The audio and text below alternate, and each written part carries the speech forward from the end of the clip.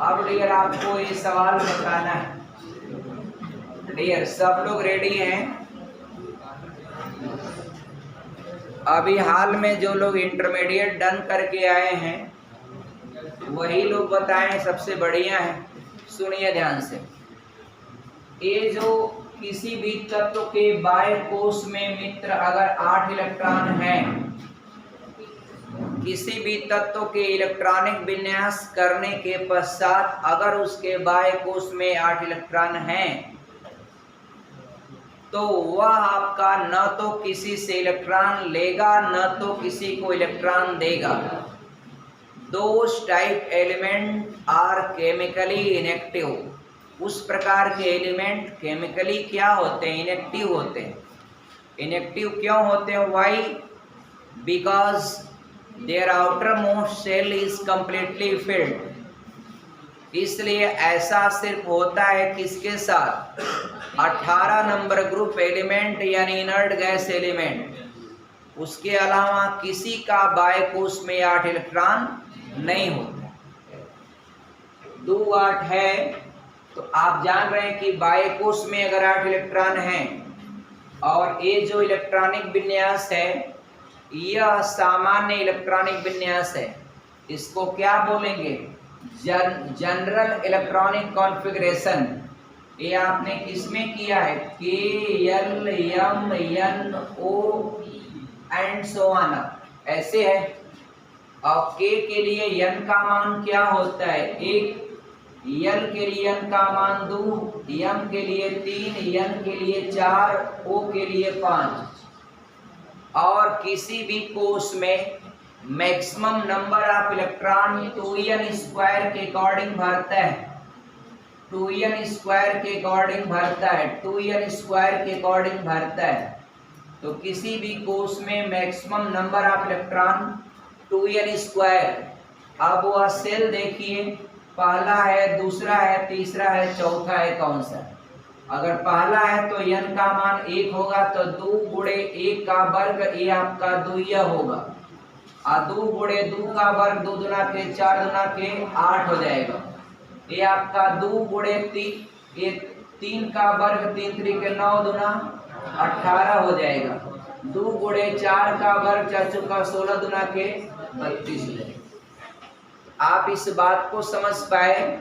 मैं एक सवाल में आपको पूरा इलेक्ट्रॉनिक कॉन्फ़िगरेशन जनरल में बता दूंगा आपको कि कैसे आप डिसाइड करोगे कि कौन आपका मेटल है, कौन आपका नॉन मेटल है। तो डियर मैं आपसे बताना चाहता हूं धातु क्या होता है। मित्रों याद रखिएगा, धातु जो होता है ना वह धनात्मक संयोजकता प्रदर्शित करता है। जो मेटल होता है उसकी वैलेंसी जो होती पॉजिटिवली होता है। उसके बाह्य कोश में या तो 1 इलेक्ट्रॉन होगा या तो 2 होगा या तो 3 होगा, बस खत्म। कार्बन आपका कैसा तत्व है आपका? तो कार्बन जो होता है डियर, कार्बन का जो नेचर होता है वह मोस्टली जो है सहसंयोजकता प्रदर्शित करता है। यानी वह किसी को इलेक्ट्रॉन देता है तो उससे अपना इलेक्ट्रॉन ले लेता है। मतलब वो साझेदारी से आपका अपना काम चलाता है। तो बैलेंसिंग या आपका केमिकल बॉन्डिंग 3 प्रकार से होती है। या तो इलेक्ट्रॉनों को लेकर या तो इलेक्ट्रॉनों को देकर। तो यह एक बैलेंसी गिनी जाती है, इलेक्ट्रॉन को देकर या इलेक्ट्रॉन को लेकर। इसको एक शब्दों में कहते हैं by the transfer of electron. By the transfer of electron if any bond will be create, that bond will be known as आपका आयनिक बॉन्ड और इलेक्ट्रोवैलेंट बॉन्ड। मैं एक बात पूछ रहा हूं कि ये आपका मीथेन है और यह आपका C2H आपका 4 है। इसको क्या बोलेंगे? एथेन। मेथेन, ये आपका मीथेन है और यह आपका एथेन है। और डियर एक आपका C2H2, ये क्या है? एसिटिलीन गैस है। क्या है मित्रों? यह एसिटिलीन गैस है। एसिटिलीन गैस का इस्तेमाल कई बार पूछा गया है। अब डियर हर जगह से हम आपको क्वेश्चन लेके चले आएंगे। एसिटिलीन गैस फलों को कृत्रिम ढंग से पकाने में एसिटिलीन गैस का इस्तेमाल होता है। एक जगह और होता है, हाँ, गैस वेल्डिंग में होता है डियर। कहाँ? गैस वेल्डिंग में। गैस वेल्डिंग नहीं देखा आपने? वो नहीं होता, ऐसे लिए रहते हैं, माचिस बार कैसे कर देते हैं, वो करने लगता है, बस एक तीरी ले लेते हैं, लगा के ऐसे गला गला के जमा देते हैं, उसको बोलते हैं गैस वेल्डिंग। ये जो बायोगैस है ना, इसका मेन कंपोनेंट जो होता है भाई मेरे आपका यही होता है, मीथेन होता है। और डियर सीएनजी क्या होता है? फुल फॉर्म, हाँ, कंप्रेस्ड नेचुरल गैस। इसका मेन कंपोनेंट क्या होता है? मीथेन होता है।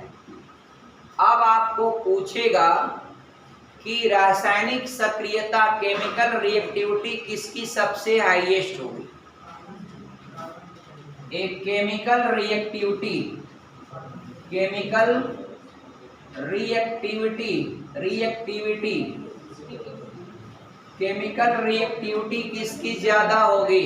जितना भी सिंगल बॉन्ड होता है वह सब सिग्मा बॉन्ड होता है। जितने भी सिंगल बॉन्ड होते हैं वह सिग्मा बॉन्ड होता है।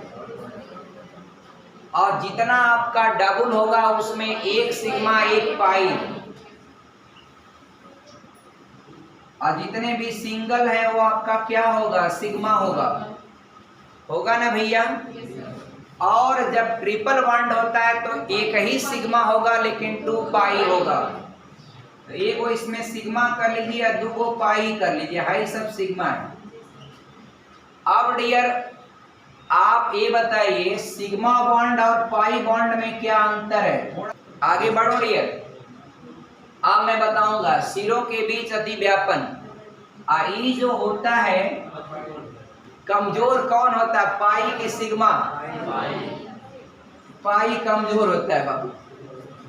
अगर जहां दोनों रहेंगे पहले कौन टूटेगा? पाई टूटेगा। ला, अब इसमें 2 गो पाई है, तड़ दे टूट जाएगा और तुरंत क्या कर लेगा? क्रिया कर लेगा। हाई इससे थोड़ा कम करेगा, हाई बेचारा एकदम नहीं करेगा। इसलिए आपका सबसे अधिक केमिकल रिएक्टिविटी एसिटिलीन की होगी, उसके बाद इसका, उसके बाद इसका। सबसे भारी धातु अगर आपसे पूछा जाए, सही बताएं डियर, यही सिंबल होता है ना। और एक ऐसा होता है, ये लाइटर होता है या हैवियर होता है। तो एक लाइन जरूर लिखिएगा कि सबसे भारी धातु ऑस्मियम होती है और सबसे हल्की धातु क्या होती? बहुत अच्छा। और सबसे अधिक कठोर जो तत्व है वह क्या होता है? हीरा। हीरा कार्बन का एक अपरूप होता है। पृथ्वी पर प्राकृतिक रूप से पाए जाने वाला सबसे कठोर तत्व कौन सा है या पदार्थ कौन सा है? पृथ्वी पर प्राकृतिक रूप से मतलब नेचर ने आपको सबसे हार्ड सब्सटेंस क्या दिया है? बात समझ में आई है आपका डियर? प्रकृति ने आपको ये दिया है। एक बात और बताइएगा डियर, सबसे भारी नेचुरल एलिमेंट कौन सा है? सबसे भारी तो यूरेनियम बताइएगा।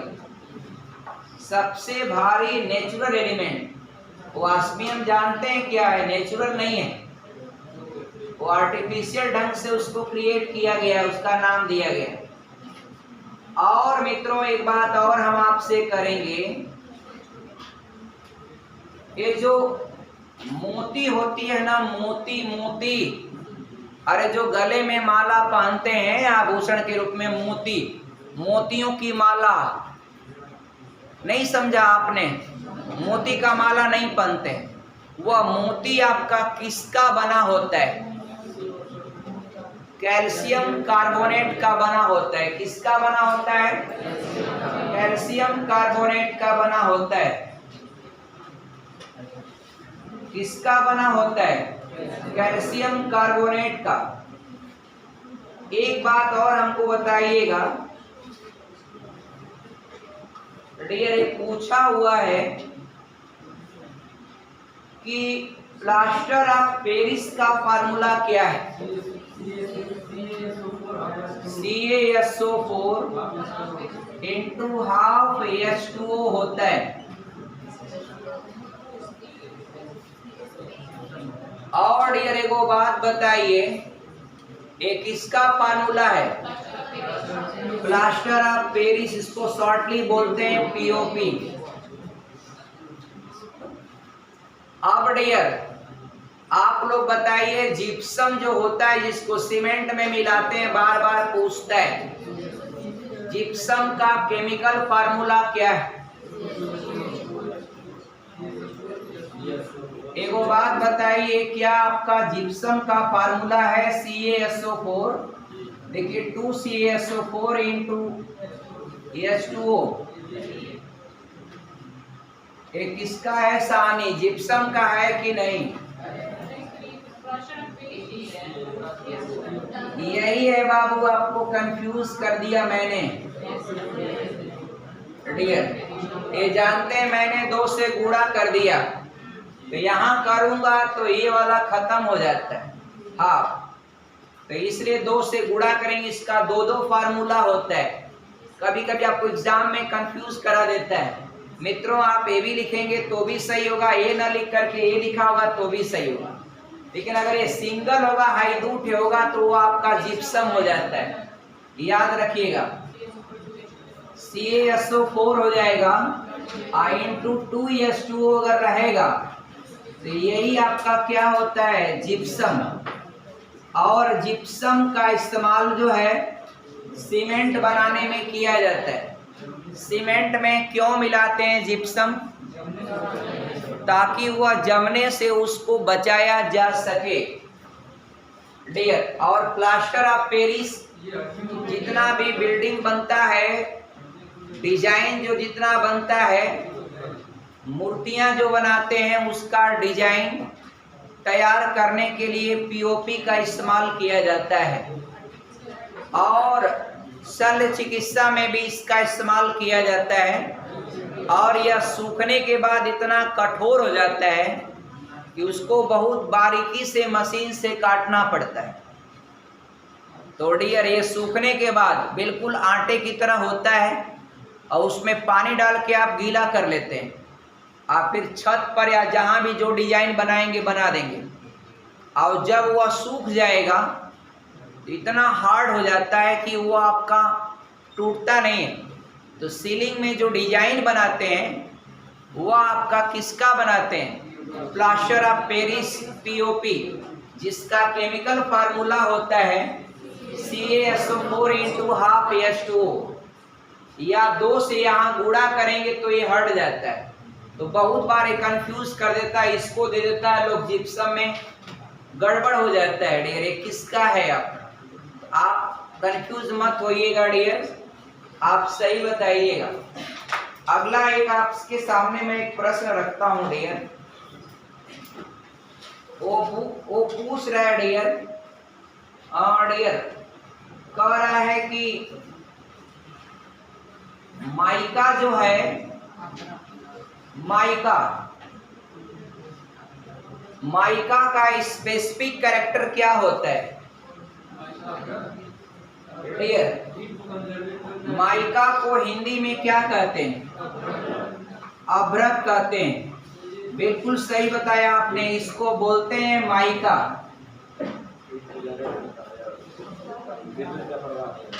डियर, आप लोग पढ़े होंगे माइका का इस्तेमाल, अब्रक का, जितना भी रेडियो की प्लेटें बनाते हैं, प्लेट, मोबाइल की प्लेटें, बहुत सारा ऐसा इलेक्ट्रॉनिक चीज़ें, हाँ, प्रेस में भी इसका इस्तेमाल होता है। तो फायदा क्या है, यह ऊष्मा का संचालन करता है। आप याद रखिएगा, ये ऊष्मा का चालक है। अब्रक आपका ऊष्मा का चालक है, केवल हीट को अपने से होके जाने देगा। प्रेस बनता है ना डियर, प्रेस, कपड़ा जो प्रेस करते हैं, इस्त्री, क्या बोलते हैं, इस्त्री बोलते हैं। अच्छा, तो प्रेस में निचले लेयर पर ये क्या लगाते हैं, माइका। माइका लगा देने से हीट को ट्रांसफर करेगा। ऊपर क्या होता है, फिलामेंट होता है, तो वह जो है हीट को, या जो क्या बोलते हैं, जो एक जल जाता है तो उसको लाते हैं विशाल, क्या बोलते हैं, एलिमेंट, एलिमेंट बोलते हैं। अच्छा, तो वह जो है, वह जब गर्म होगा उसमें करंट होता है, तो वह अब्रक की क्वालिटी की सिर्फ हीट को ट्रांसफर होने देगा। विद्युत धारा का ये होता है कुचालक।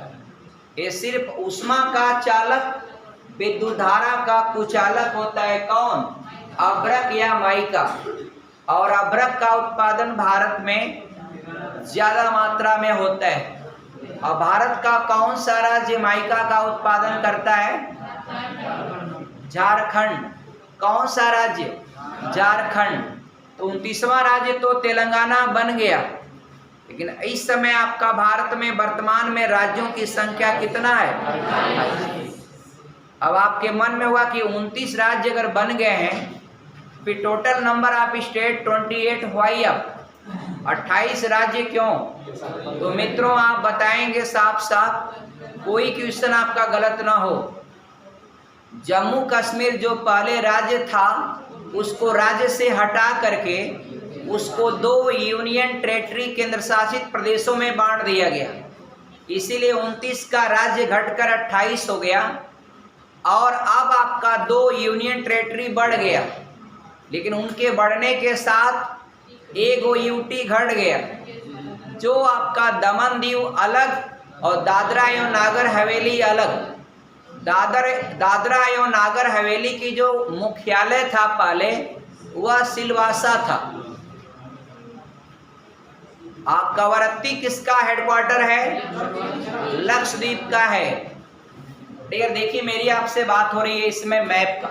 मैप फिलहाल अभी नहीं मैं रख रहा हूँ, मैप वाला चैप्टर या इंडियन मैप, इंटरनेशनल मैप शुरू होने वाला है, मैं शुरू कर दूंगा अभी जल्द।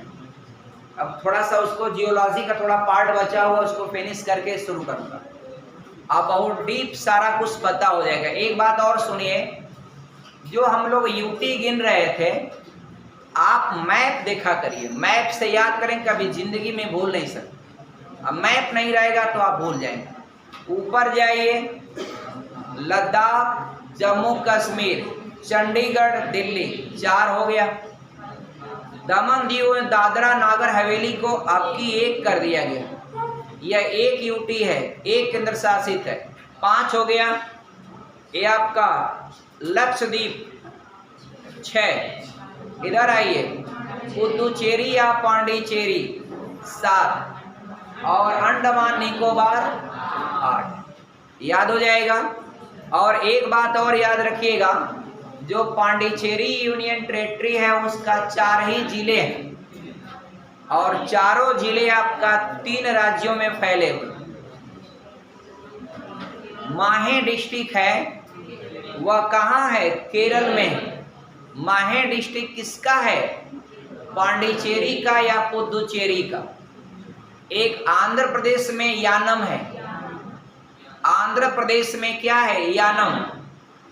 और एक पांडिचेरी जो मेन हेडक्वार्टर है, और एक कराईकल। कराईकल भी पांडिचेरी के पास नहीं है, पांडिचेरी से हट के कराईकल है। तो पांडिचेरी जो है एक ऐसा यूटी है, उसका 4 गो जिला 4 जगह फैला हुआ है। तो डियर, इसको बहुत स्पेशल क्वेश्चन होता है, इसको आपको जानना चाहिए आपका डियर। आई होप दैट कि आप सारे कॉन्सेप्ट को समझे होंगे मित्रों। तो इसी के साथ जय हिंद।